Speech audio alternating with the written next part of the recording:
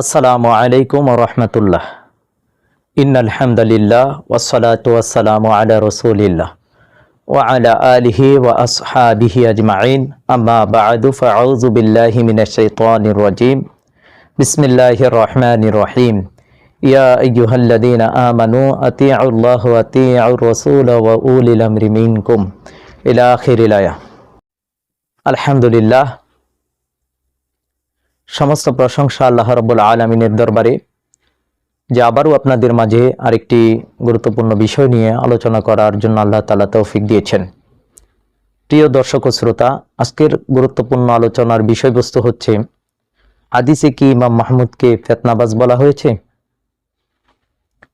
আপনারা জানেন, ইতিমধ্যে মুসলিমদের অভিভাবক, মুসলমানদের আমির ইমাম মাহমুদ হাবিবুল্লাহর আত্মপ্রকাশ হয়েছে, যিনি বাংলাদেশে জন্মগ্রহণ করেছেন, যার ব্যাপারে আল্লাহ রাসূল সাল্লাল্লাহু আলাইহি ওয়াসাল্লাম 1400 বছর পূর্বেই বলে গেছেন। এখন প্রশ্ন হচ্ছে, ওনার আত্মপ্রকাশের পরেই অনেকেই হাদিস দ্বারা ওনাকে বলতে চায় যে উনি ফিতনাবাজ। বিশেষ করে সুনানে আবু দাউদের 4243 নম্বর হাদিসটির ব্যাখ্যাকে তারা অপব্যাখ্যা করে বোঝাতে চাচ্ছে যে এই হাদিসটি হচ্ছে ফিতনার হাদিস, আর এখানে ইমাম মাহমুদকে ফিতনাবাজ বলা হয়েছে।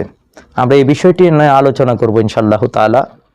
তার পূর্বেই আমি আপনাদের সামনে সুনানে আবু দাউদের 4279 নম্বর হাদিস থেকে জাবির ইবনে সামুরা রাদিয়াল্লাহু তাআলা আনহু সেই হাদিসটি শোনাতে চাই, যেখানে জাবির ইবনে সামুরা রাদিয়াল্লাহু তাআলা আনহু বলেন, সামিআতু রাসূলুল্লাহি সাল্লাল্লাহু আলাইহি ওয়াসাল্লাম ইয়াকুল।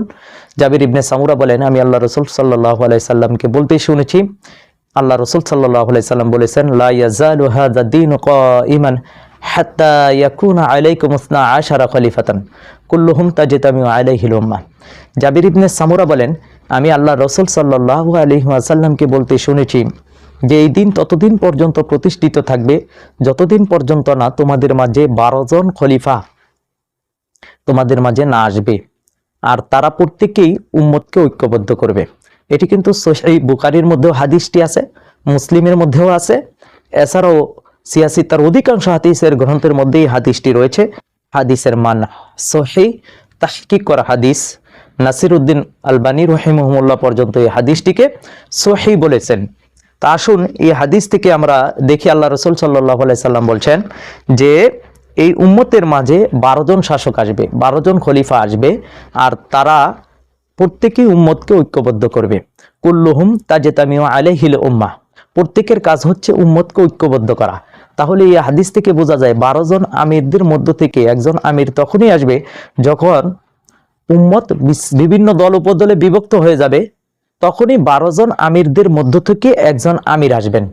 যেমনটি আবু দারদা রাদিয়াল্লাহু তাআলা আনহুর সেই হাদিসটা আমি আপনাদের সামনে অনেকবার বর্ণনা করেছি, যেখানে তিনি বলেন, ইযা তাওয়াফাকাল উলামা ওয়া আনা ইয়াকুলু কাওলাল হক, যখন আলেমগণ হক কথা বলে ছেড়ে দিবে তখন তাদের উপর 3টি শাস্তি নাজিল হবে।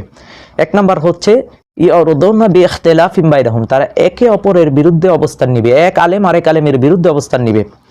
এবং ইউসাল্লাতু আলাইহিম সুলতানান জাইরা, তাদের উপর স্বৈর শাসক বা জালেম শাসকদেরকে চাপিয়ে দেওয়া হবে। 3 নম্বর শাস্তি হচ্ছে ইসলামুনা বিআদাইল খারিজিয়া, তারা বহিরাগত শত্রুদের দ্বারা আক্রান্ত হবে। সাহাবীরা বলেন, ইয়া রাসূলুল্লাহ সাল্লাল্লাহু আলাইহি সাল্লাম, কতদিন তাদের উপরে এই শাস্তি চলবে? আল্লাহ রাসূল সাল্লাল্লাহু আলাইহি সাল্লাম বলেন, যতদিন না তাদের মাঝে আমার সম্মানিত আমিরদের মধ্য থেকে কোনো একজন আমির এর আত্মপ্রকাশ না ঘটে। অর্থাৎ আল্লাহ রাসূল যে বলছেন আমার আমির, 12 জন আমিরের কথা আল্লাহ রাসূল সাল্লাল্লাহু আলাইহি সাল্লাম বলছেন। আমার আমির বলতে আল্লাহ রাসূল কাকে বুঝাইছেন? এই জামানাতে তো অনেক আমির আছে, অনেক দলের আমির আছে, তো আল্লাহ রাসূল সাল্লাল্লাহু আলাইহি সাল্লাম কর্তৃক বর্ণিত আমির কে?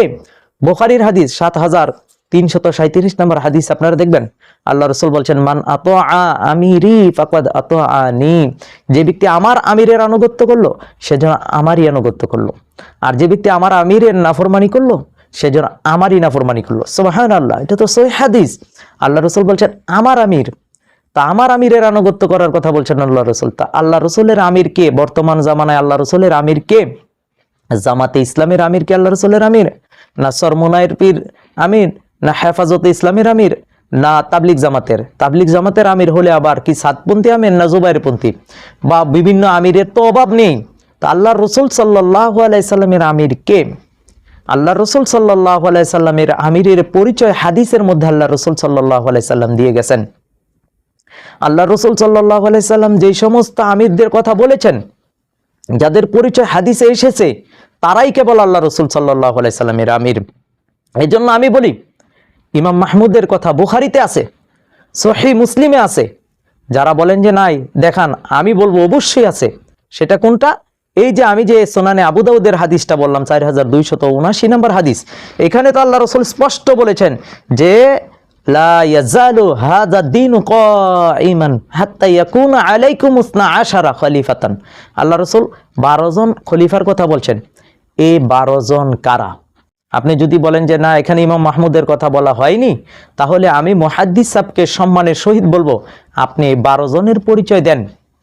আল্লাহ রসুল সাল্লাল্লাহু আলাইহি সাল্লাম অনর্থক কোনো কথা বলেনি। আল্লাহ রসুলের এটা সহিহ হাদিস। এখানে 12 জন কারা?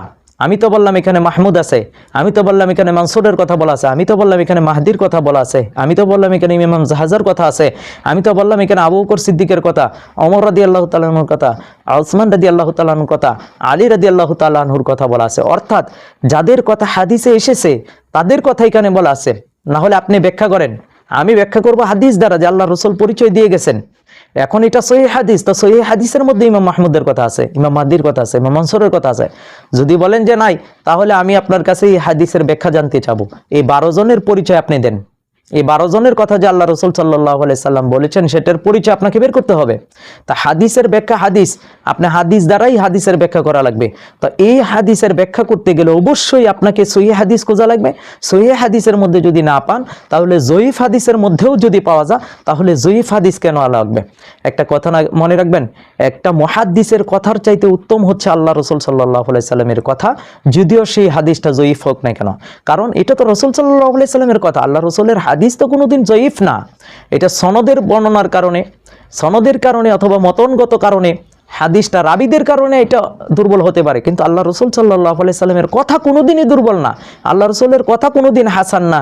আল্লাহ রসুল সাল্লাল্লাহু আলাইহি সাল্লামের কথা কোনোদিন মাউজু না। আল্লাহ রসুলের কথা কোনোদিন আজিজ না, গরিব না, মারফু না, মুত্তাসিল না, মাকতু না। এই যে এগুলো হলো সনদ বা বর্ণনার কারণে এগুলো হয়েছে। সুতরাং আল্লাহ রসুল সাল্লাল্লাহু আলাইহি সাল্লাম বুখারীতে বলেছেন মাহমুদের কথা, মনসুরের কথা, 12 জন আমিরের কথা বলছেন। আর 12 জন আমিরের মধ্যে একজন হচ্ছে মাহদি, একজন হচ্ছে মাহমুদ, একজন হচ্ছে মনসুর, একজন ইমাম জাহাজাম। মন গড়া কোনো কথা বলবেন না। হাদিসের ব্যাখ্যা দিতে গেলে হাদিসের ব্যাখ্যা নিতে হবে। সুতরাং সহিহ হাদিসের ব্যাখ্যা যদি সহিহ হাদিস পাওয়া যায় আলহামদুলিল্লাহ, যদি পাওয়া না যায় তাহলে জয়ীফ হাদিস নিয়েও আপনি ব্যাখ্যা করা লাগবে। এবার আসেন, হাদিসে কি ইমাম মাহমুদকে ফিতনাবাজ বলা হয়েছে? অবশ্যই না, অবশ্যই না। কারণ ফিতনাবাজদের কথা হাদিসে স্পষ্ট রয়েছে। আল্লাহ রসুল সাল্লাল্লাহু আলাইহি সাল্লাম কিয়ামত পর্যন্ত যত ফিতনাবাজ আসবে, তাদের কথা আল্লাহ রসুল সাল্লাল্লাহু আলাইহি সাল্লাম কোনো না কোনো এক হাদিসে বলেছেন যে আপনারা যদি পারেন আপনারা দেখান যে ইমাম মাহমুদের নামটা কোনো ফিতনাবাজের কিতাবে আছে কিনা। ইমাম মাহমুদ যে ফিতনাবাজ, একটা জয়ীফ হাদিসই দেখান অথবা একটা মাউজু হাদিস দেখান যে ইমাম মাহমুদকে হাদিসে ফিতনাবাজ বলা হয়েছে। না, ইমাম মাহমুদকে মুসলমানদের আমির বলা হয়েছে, গজওয়াতুল হিন্দের আমির বলা হয়েছে। সুতরাং ডাহা মিথ্যা কথা বলবেন না, অপবাদ দিবেন না, হাদিসের ভুল ব্যাখ্যা করবেন না। ফিতনাবাজের পরিচয় দিতে গেলে অবশ্যই আপনাকে স্পষ্ট পরিচয় আনা লাগবে, কোনো না কোনো একটা হাদিসের রেফারেন্স টানতে হবে। যারা বলেন যে সুনানে আবু দাউদের 4243 নম্বর হাদিস, যেখানে আব্দুল্লাহ ইবনে ওমর রাদিয়াল্লাহু তাআলা আনহু থেকে বর্ণিত, আল্লাহ রাসূল সাল্লাল্লাহু আলাইহি ওয়াসাল্লাম যে ফিতনা সম্পর্কে আলোচনা করেছেন, সেখানে আহলাসের ফিতনা কথা, সাররা ফিতনার কথা, ফিতনাতুদ দুহাইমার কথা এবং ইমাম মাহমুদের কথা বলা আছে এই হাদিসের মধ্যে। আহলাসের ফিতনা কি, এটা তো স্পষ্ট ব্যাখ্যা রয়েছে। আপনারা সুনানে আবু দাউদের 4243 নম্বর হাদিসটা দেখবেন, যেখানে আল্লাহ রসুল সাল্লাল্লাহু আলাইহি ওয়াসাল্লাম বলছেন যে আহলাসের ফিতনাটা কি, সেটা হচ্ছে পলায়ন ও লুটতরাজ, ধ্বংস এবং পলায়ন। আর সাররা ফিতনার কথা বলা হচ্ছে যে এটা পাকিস্তানের এক ব্যক্তি কাসেম, যে নিজেকে মাহদি দাবি করবে, আসলে সে মাহদি না। এটার ব্যাখ্যাও তো আছে, আজিফাতিল আজিফা গ্রন্থে রয়েছে। আমি যেটা আমার একাধিক আলোচনার মাধ্যমে আমি সেটি প্রমাণ করেছি যে কাসেমের কথা হাদিসে স্পষ্ট এসেছে, সে ফিতনাবাজ। বাদশাহ আকবরের কথা স্পষ্ট রয়েছে হাদিসের মধ্যে, বাদশাহ আকবরের কথা বলা হয়েছে যে দ্বীন-ই ইলাহি প্রতিষ্ঠা করেছিল। এখানে ফিতনাতুল আহলাসের কথা এসেছে হাদিসে, এবং ফিতনাতুল আহলাস কি এটা হাদিস দ্বারাই প্রমাণ আছে। ফিতনাতুস সাররা কি, কার দ্বারা সেই ফিতনা হবে সেটাও হাদিসে পরিচয় এসেছে। ফিতনাতুদ দুহাইমিয়া কি, সেটা হচ্ছে পথভ্রষ্ট মিথ্যাবাদী আলেমদের কথা বলা হয়েছে যে ফিতনাতুদ দুহাইমিয়া। আর এই হাদিসের মধ্যেই বলা হচ্ছে সুম্মা ইয়াস্তালিহুন নাসু আলা রাজুলিন কাওয়ারিকিন আলা দিলা, বলা হচ্ছে যে অতঃপর মানুষ এমন এক ব্যক্তির উপর ঐক্যবদ্ধ হবে, ক্ষমতা হস্তান্তরের ক্ষেত্রে এমন একজন ব্যক্তির উপর ঐক্যবদ্ধ হবে। শারীরিক দুর্বলতা বোঝাইছে এখানে, জ্ঞানগত দুর্বলতার কথা এখানে বলা হয়নি। যারা এখানে মোল্লা আলী কারি রহমতুল্লাহর কথাকে টেনে আনেন যে মোল্লা আলী কারি রহমতুল্লাহ এখানে অযোগ্য নেতৃত্বের কথা বলেছেন, এটা মোল্লা আলী কারি রহমতুল্লাহি আলাইহির একটা ব্যাখ্যা, হাদিসের ব্যাখ্যা। আমি হাদিস থেকে নিব। আল্লাহ রসুল সাল্লাল্লাহু আলাইহি সাল্লাম এই হাদিসের ব্যাখ্যা কি বলেছেন, আল্লাহ রসুল সাল্লাল্লাহু আলাইহি সাল্লাম ঠিক এই হাদিসের ব্যাখ্যা কি বলেছেন সেটা আপনি সুনানে আবু দাউদের যে হাদিসটি আমি বললাম 4279 নম্বর হাদিস, আল্লাহ রসুল সাল্লাল্লাহু আলাইহি সাল্লাম বলছেন খলিফা যারা কুল্লুহুম তাজতামিউ আলাইহিল উম্মাহ, উম্মতদের ঐক্যবদ্ধ করবে। তা সুম্মা ইয়াসতালিহুন নাসু আলা রাজুলিন কাওয়ারিকিন আলা দিলা, যে মানুষ একজন ব্যক্তির উপর ঐক্যবদ্ধ হবে, নেতৃত্বের ব্যাপারে একমত হবে। তা আল্লাহ রসুল তো আরেক হাদিসে বলছেন লা তাজতামিউ উম্মতি আলা দালালা, আমার উম্মত ভ্রষ্টতার উপর একমত ঐক্যবদ্ধ হবে না। তা আল্লাহ রসুল তো হাদিসেই বলছেন যে আমার উম্মত গুমরাহির উপর ভ্রষ্টতার উপর ঐক্যবদ্ধ হবে না। আর এখানে বলা হচ্ছে যে মানুষ ঐক্যবদ্ধ হবে, তাহলে অবশ্যই এটা গুমরাহি ব্যক্তি না, অবশ্যই তিনি একজন ভালো ব্যক্তি। হ্যাঁ, এই ফিতনা চলাকালীন সময় একজন ব্যক্তির কাছে মানুষ ঐক্যবদ্ধ হবে, যিনি হচ্ছে ইমাম মাহমুদ। ফিতনাতুল আহলাস চলতেছে, ফিতনাতুস সাররা চলতেছে, বলা হচ্ছে আপনি বাগ দেখেন, প্রথমে ফিতনাতুল আহলাসের কথা আসছে, এটার পরে ফিতনাতুস সাররার কথা আসছে, এরপরে এমন এক ব্যক্তির কথা বলা হচ্ছে যে যিনি কুমরের উপরে পাজরের হাড় সদৃশ, অর্থাৎ শারীরিকভাবে যিনি দুর্বল। অপর হাদিসে তো ইমাম মাহমুদ যে দুর্বল, শারীরিকভাবে দুর্বল, সেটি তো স্পষ্ট করে দিচ্ছেন আল্লাহ রসুল। বলছেন ইয়াকুনু ইউরাউ দাঈফান জিসমান, তিনি শারীরিকভাবে দেখতে দুর্বল মনে হবে। কলিলুল কুওয়াতি বাইনাল কাশহি আলাল ওয়ারিকি, সুবহানাল্লাহ, অস্পষ্ট না, এটা স্পষ্ট। এক হাদিসকে আরেক হাদিস দ্বারা ব্যাখ্যা করা হয়েছে, ভুল ব্যাখ্যা করার কোনো সুযোগই তো নাই, অপব্যাখ্যা করার কোনো সুযোগই তো নাই। এই হাদিসের ব্যাখ্যাই বলা হয়েছে আপনার আবু দাউদের, বুখারী, মুসলিমের মধ্যে বলা হচ্ছে লা তাজতামিউ উম্মতি আলা দালালা, আমার উম্মত ঐক্যবদ্ধ হবে না ভ্রষ্টতার উপরে। তো যারা বলেন যে এখানে আপনার কি করা হয়েছে, এখানে ফিতনাবাজের কথা বলা হয়েছে, না, এটা হাদিসের সঠিক ব্যাখ্যা নয়। মোল্লা আলী কারি রহমতুল্লাহ অবশ্যই একদম উচ্চ স্তরের মুহাদ্দিস, তিনার সব কথাই যে সঠিক হবে তা তো না, তিনার ব্যাখ্যা এটা ওনার নিজস্ব একটা ব্যাখ্যা। তো আমি মোল্লা আলী কারি রহমতুল্লাহর ব্যাখ্যা নিব না আল্লাহ রসুল সাল্লাল্লাহু আলাইহি সাল্লামের ব্যাখ্যা নিব? আল্লাহ রসুল তো এই হাদিসের ব্যাখ্যা অন্য হাদিসে করেছেন, এবং অন্য হাদিসের মধ্যে স্পষ্ট এসেছে যে আমার উম্মত ভ্রষ্টতার উপর ঐক্যবদ্ধ হবে না। তা শারীরিক দুর্বলতা বুঝাইতে গেছেন, আর এটা মোল্লা আলী কারি রহমতুল্লাহ যেহেতু দেখে নাই ওনাকে, এটা এই জামানায় এসেছে। আর মোল্লা আলী কারি রহমতুল্লাহ কয়েকশো বছর আগে এটার ব্যাখ্যা করেছেন, উনি ওনার গবেষণা থেকে, ওনার ইলম থেকে উনি সেটা ব্যাখ্যা করেছেন। আবার অনেকে বলে যে এই হাদিসটাই হচ্ছে ফিতনার হাদিস। তো এই ফিতনার হাদিসের ভিতরেই আপনার কথা বলতে গিয়ে বলে যে এখানে যে ফিতনাবাজের কথাই বলা হয়েছে, না, এটাও সঠিক নয়। এখানে ফিতনার সময়ের কথা বলা হয়েছে, এই ফিতনার সময় আহলাসের ফিতনা চলবে, এরপরে সাররা ফিতনা চলবে, এরপরে একজন মানুষ এর উপর ঐক্যবদ্ধ হবে, যিনি হবে কুমরের উপরে পাজরের হাড় সদৃশ। তাহলে এটা হচ্ছে ইমাম মাহমুদ, উনি আবার ফিতনাবাজ নয়। এরপর বলছে যে ফিতনাতুদ দুহাইমিয়া, ফিতনাতুদ দুহাইমিয়াটা কি? অন্ধকারাচ্ছন্ন ফিতনা, মানে আলেমদের ফিতনা। আপনার প্রথভ্রষ্ট আলেম, মিথ্যাবাদী আলেম, যারা কিনা উলামায়ে সু, যারা দরবারি আলেম, তাদের কথা বলা হয়েছে যে তারা ফিতনা করবে। অর্থাৎ ইমাম মাহমুদের বিরোধিতা বেশিরভাগ দুনিয়ালুবী আলেমরাই করতেছেন। এরপরে বলা হচ্ছে যে কি করবে, আপনার দুইটা শিবিরে বিভক্ত হয়ে যাবে মানুষ।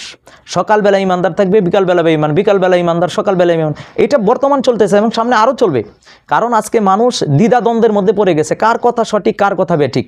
এজন্য সঠিক এবং বেঠিককে আপনার নির্ণয় করতে হবে হাদিস দ্বারা, কোনো ব্যক্তির কথার দ্বারা নয়, বাস্তবতার সাথে মিলিয়ে দেখতে হবে। ইমাম মোহাম্মদ যে কাজ করতেছেন সেটা বাস্তবতার সাথে মিলিয়ে দেখতে হবে। আসলে কি তিনি ফেতনাবাজ? আসলে কেন তিনি ফেতনার কোনো কাজ করতেছেন? কারণ একজন ফেতনাবাজ কখনো দিন কায়েমের কাজ করতে পারে না ভাই। একজন ফেতনাবাজ কোনোদিনই দিন কায়েমের কথা বলে না।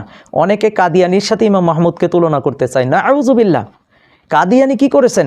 কাদিয়ানি সারাটা জীবন জিহাদ ফি সাবিলিল্লাহর বিরোধিতা করেছেন, জিহাদকে বিকৃতভাবে উপস্থাপন করেছেন, ইহুদি খ্রিস্টানদের মিশন বাস্তবায়ন করেছেন। আর ইমাম মাহমুদ জিহাদ ফি সাবিলিল্লাহকে, দিন কায়েমকে প্রতিষ্ঠা করার জন্য 4 বার জেল খেটেছেন। দিন কায়েমের জন্য তিনি এত ত্যাগ স্বীকার করতেছেন। তো ওনার সাথে আপনি কাদিয়ানিকে কীভাবে মেলাবেন?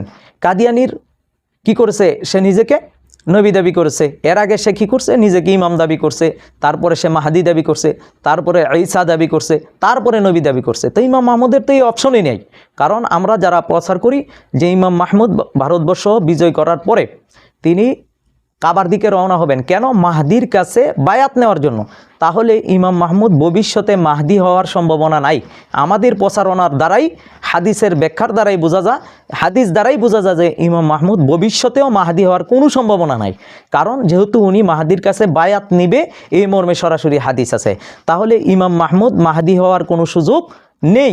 এরপরে ঈসা দাবি করবে, সেটাও সম্ভব নয়। কারণ আমাদের আলোচনায় আমরা বলেছি যে ইমাম মাহদির পরে মাহমুদ 2 বছরের জন্য বিশ্ব শাসন করবে, মানসুর 20 বছর শাসন করবে, ইমাম জাহজা আসবে, এরপরে ঈসা আলাইহিস সালাম আসবে।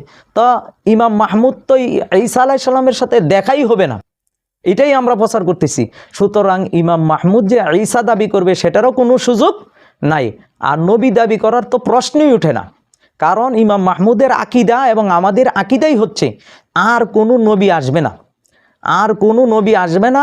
যদি কেউ নবী দাবি করে, আমরা স্পষ্ট বলেছি, ইমাম মাহমুদও বলেছে, সে সুস্পষ্ট কাফের।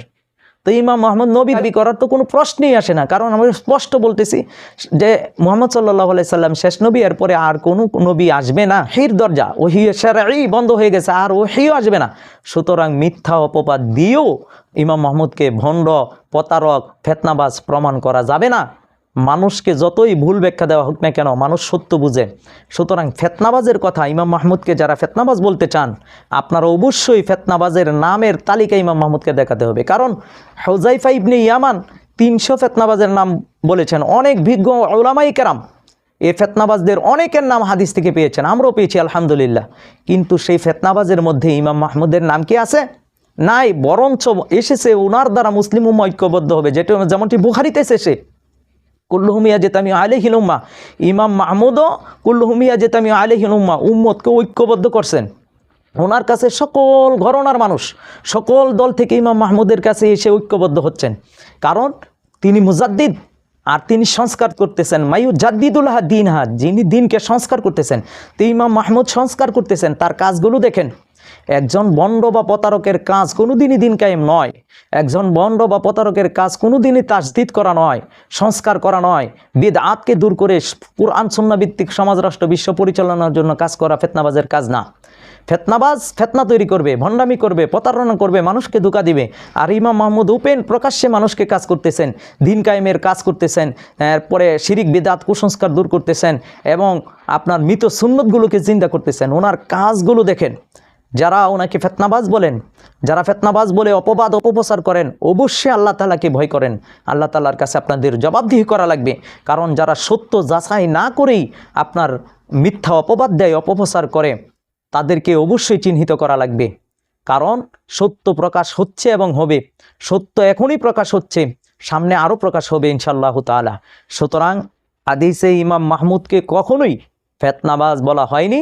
হাদিসে ইমাম মাহমুদকে মুজাদ্দিদ বলা হয়েছে, মুসলমানদের আমির বলা হয়েছে, হাদিসে খলিফা বলা হয়েছে। সুতরাং এটাই হাদিসের ব্যাখ্যা। এগুলো ভাববেন, এবং মিলিয়ে দেখবেন। এরপরে বলা হয়েছে একই হাদিসের মধ্যে যে দুইটা দল হবে, একটা হবে মুনাফিকদের জামাত আর একটা হবে মুমিনের জামাত। তো এটা কি ফেতনার হাদিস নাকি? যারা বলেন যে ফেতনার হাদিসের ভিতরে সবই ফেতনার কথা আসছে, তো এইটা তো ফেতনার কথা হওয়ার কথা। তো এখানে তো বলা হচ্ছে যে দুইটা দল হবে, একটা মুনাফিকদের জামাত আর একটা হচ্ছে ইমানদারদের জামাত। তো মুনাফিকদের জামাতের জন্য একজন নেতা লাগবে, তো সেই নেতাটাকে আইডেন্টিফাই করেন যে মুনাফিকদের নেতাকে, কে মুনাফিকদের ঐক্যবদ্ধ করছে। আর মুসলমানদের জামাত, এখানে তো একজন নেতা লাগবে। তো ইমাম মাহমুদের মাধ্যমে মুমিনেরা ঐক্যবদ্ধ হচ্ছে আর মুনাফিকদের নেতৃত্বে মুনাফিকরা ঐক্যবদ্ধ হচ্ছে। এটা তো হাদিস স্পষ্ট।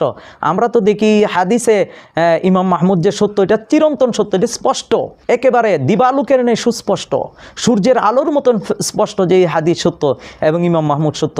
যে হাদিসের ব্যাখ্যা, হাদিস কোনো ব্যক্তির কথাকে নেওয়া যাবে না। হাদিসের ব্যাখ্যায় যদি হাদিসের ব্যাখ্যা পাওয়া যায়, তাহলে কোনো মুহাদ্দিসের কাউল বা মুহাদ্দিসের নিজস্ব বক্তব্য গ্রহণযোগ্য না। আল্লাহ রসুল সাল্লাল্লাহু আলাইহি সাল্লামের বক্তব্য যেখানে স্পষ্ট রয়েছে, সেখানে কোনো মুহাদ্দিস বা কোনো ব্যক্তির বক্তব্য নেওয়ার কোনো সুযোগ নেই। সুতরাং আবু দাউদের 4243 নম্বর হাদিসের ব্যাখ্যা অপর হাদিসের মধ্যে রয়েছে, স্বয়ং আল্লাহ রসুল সাল্লাল্লাহু আলাইহি সাল্লামের হাদিস রয়েছে। সুতরাং আল্লাহ তাআলা অপবাদকারীদের অপবাদ থেকে আমাদেরকে হেফাজত করুন। হাদিসের সঠিক ব্যাখ্যা বুঝে সেই হাদিসকে আমরা যাতে গ্রহণ করতে পারি এবং আমাদের জীবনে বাস্তবায়ন করতে পারি। সর্বোপরি আল্লাহ প্রদত্ত আমির ইমাম মাহমুদ হাবিবুল্লাহর নেতৃত্বে ইমানদারদের জামাতে, মুমিনদের জামাতে যাতে আমরা ঐক্যবদ্ধ হতে পারি, আল্লাহ সেই তৌফিক দান করুন। আমিন ইয়া রাব্বাল আলামিন। আসসালামু আলাইকুম ওয়া রাহমাতুল্লাহ।